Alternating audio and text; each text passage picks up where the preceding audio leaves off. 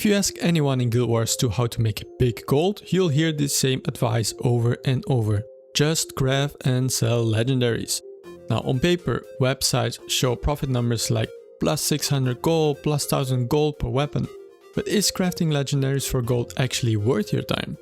The short answer, yes, but also no. When you factor in true labor hours, account-bound currency costs and the brutal 15% trading post tax, some of the most popular crafts leave you earning less than a basic open world meta train.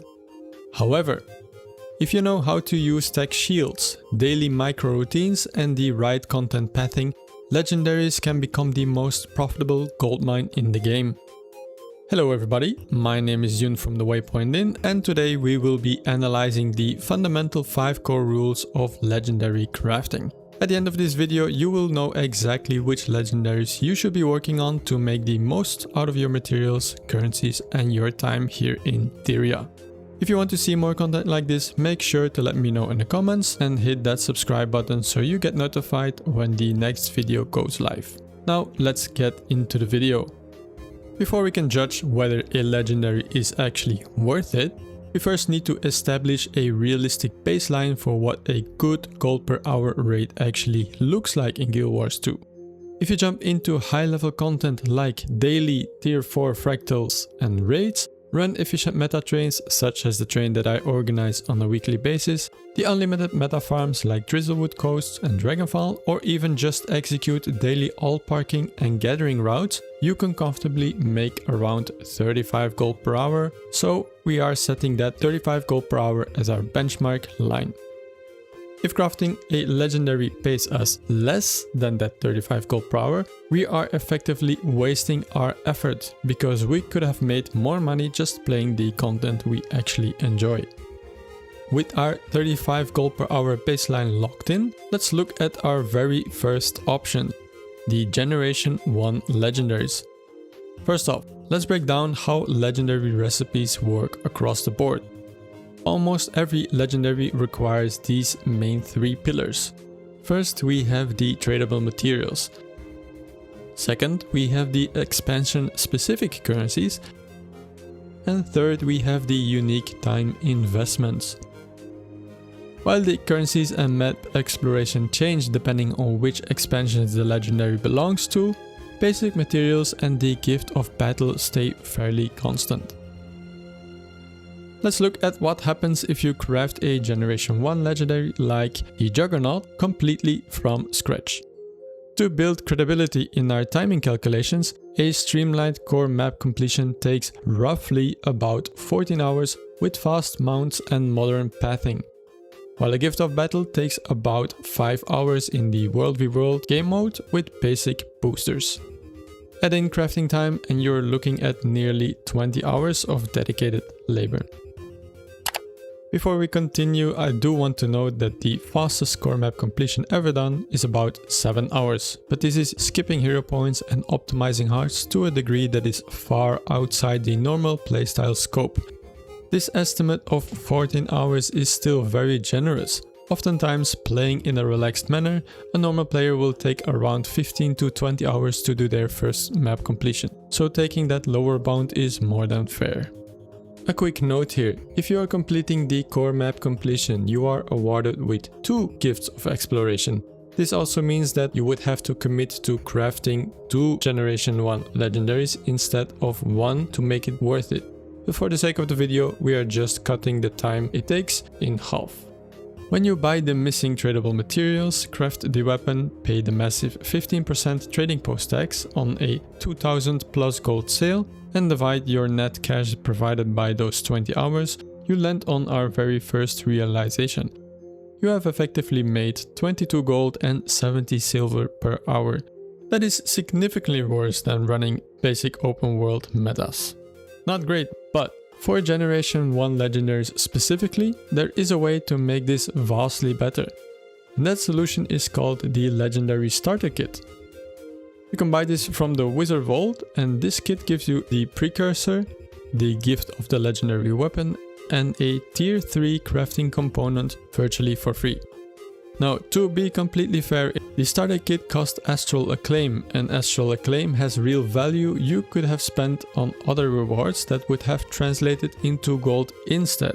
So even when we account for that opportunity cost, the starter kit fundamentally still transforms that recipe to become very profitable. By using the starter kit, your effective return jumps from a terrible 22 gold per hour all the way up to a 53 gold and 13 silver per hour. And this brings us to our first rule. Rule number 1. Avoid the scratch trap.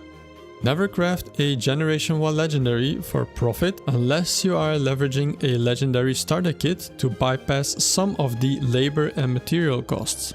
Also, to add on a quick note, if you are able to do the core map completion more quickly than 14 hours, your profit will obviously also increase. That is something to keep in mind. Now, Generation 2 legendaries are account bound and cannot be sold on the trading post, so for profit making purposes they are a non-starter. So let's skip straight to Generation 3, the Aurene weapons. They are among the most popular and flexible legendaries in the game, with variants from all the 6 Elder Dragons. But are they actually good for making gold? Suppose you have a massive hoard of tier 6 materials sitting in your material storage. What happens if you decide to sell all those materials directly in the trading post instead of spending the time to craft the legendary? Now here is the problem. When you sell hundreds of raw materials directly on the trading post, every single item will get hit by the 15% tax fee. When you calculate the net return of direct material sales, it drops your effective rate to a painful 20 gold and 98 silver per hour. A 94 gold loss compared to our baseline of 35 gold an hour. Crafting the Generation 3 legendary instead protects those materials, yielding a 35 gold and 97 silver per hour. And that brings us to rule number 2. Use your legendaries as a material tax shield. Packing hundreds of individually taxed materials into a single legendary weapon shields your stockpile from individual transaction fees, locking in full market value. Now for the second question, what if you have thousands of account-bound currencies like Spirit Shards or Imperial Favor, but you hate doing World v World and don't want to farm that gift of battle, or you don't have the time and liquid gold to finish a legendary?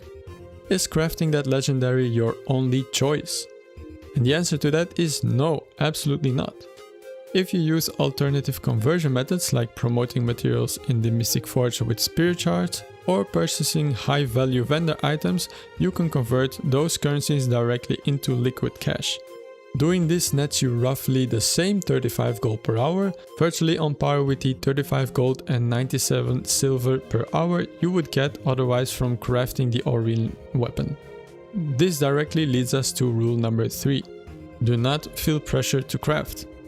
While legendaries are an excellent bulk exchange method to liquidate thousands of currencies and materials in a single trade, alternative conversion methods exist that yield almost the exact same hourly return without forcing you into content you dislike. Okay, moving on. Let's jump in the next expansion content with Jantir Wilds and the legendary spear Klobjarn Geir. Now here we discover 2 more vital rules for legendary crafting. First, when building Klobjarn Geir, as with most legendaries, you have the option to buy the precursor or self-craft it via the Nier crafting recipe. If you do the math, self-crafting Nier saves you a tiny amount of liquid gold on paper. But to do it, you have to spend extra hours farming, weekly Jantir hearts and map currencies. When you divide that tiny gold saving by the extra hours required, the gain is actually not that big of a deal. And this brings us to rule number 4. Always do your own research. Just because the wiki or Guild Wars 2 efficiency says that a self-crafting option is cheaper, doesn't mean it's worth your physical time. Always weigh the gold saved against the labor hours required, especially when the tasks involved are doing content you are not too fond of. Now, what about farming the essence required for the craft? And this is where pathing changes everything. If you farm your fine, master and rare essences by grinding open world rifts, which are extremely accessible, relaxed and can be soloed, it would take you 6 to 7 hours of repetitive grinding doing a relatively low gold farm. Your final return? A miserable 21 gold and 93 silver per hour. But what if you change your content pathing? Instead of farming open world rifts, suppose you run 2 hours of weekly convergence CMs over the course of 6 weeks. The essence yield hits the exact same requirements, but weekly convergence CMs throw an additional 60 gold in raw cash and high tier loot into your inventory every single week. Over 6 weeks, that is over 335 gold in passive loot generated while getting your essences. That passive gold directly wipes out a huge portion of your material costs. And without changing the weapon recipe at all, the exact same craft leaps from a 21 gold an hour all the way up to 44 gold an hour and 89 silver. That brings us to rule number 5. Pathing really matters. The exact same legendary can be complete waste of time or a top tier gold mine depending entirely on which content you choose to play to collect your account bound currencies. And this is also very much the case for the Gift of Battle. ArenaNet occasionally organizes a world versus world rush event that lasts for a full week. If you complete that event, you essentially get a full reward track of progress as a bonus. This means that you can grind out 2 Gifts of Battle for the time it would usually take you to get 1. This is a massive difference and will easily push a legendary crafting to much higher gold per hour. So not only is it important on what content you choose to play, but also on when you do that content. Some times are simply more favorable than others, so stay on the lookout for World v World rush events. And finally, let's look at the absolute king of legendary crafting right now, the Aetheric Anchor. This weapon requires a massive upfront capital investment of nearly 3,800 gold in raw materials. That high barrier to entry scares away 95% of the casual players, but if you have the wallet to back it up, it is by far the most profitable craft in the game. Let's look at the 2 reasons as to why it is so insanely good. The first one is the newest legendary premium. Because the Aetheric Anchor is the newest tradable legendary, supply is low and buyers are willing to pay a premium. And the second reason is the lucrative currency farm. To acquire the account-bound currencies, mirror farming is often used, which is an inherently high-value activity. Active mirror farming generates roughly 60 gold per hour on its own in raw drops, while you are passively collecting the exact account-bound currencies you need. Because active labor is kept to such a short time, your effective return rockets to an incredible 62 gold and 63 silver per hour. If you have the capital and don't mind spending doing a daily 15 mirror farm for 2 weeks, the Aetheric Anchor is the place to be. So, what is the final takeaway? Crafting legendaries for gold is not a magic free money button. If you blindly pick a weapon and grind open world rifts or map completion from scratch, you are earning less than a beginner running metas. Use legendary crafting strategically. When crafting generation 1 legendaries, always grab the starter kit when available. Crafting it without it is often not worth your time. If you have a lot of materials stored up, do not directly sell them on the trading post. Use legendaries to tax shield stored material hoards and pivot your pathing to high value activities like convergence CMs or mirror farms to collect your currencies efficiently. But most importantly, play what you enjoy. Guild Wars 2 reward system is designed in a way that no matter what content you play, you will always make a good profit. So pick a strategy that aligns with how you like to play the game. If doing the required World v World grind for the Gift of Battle is something that puts you off, then just don't do it. There are so many ways to make a very solid 35 gold an hour or more in the game that it is just not worth you burning out for. So take it easy and enjoy your time here in Theria.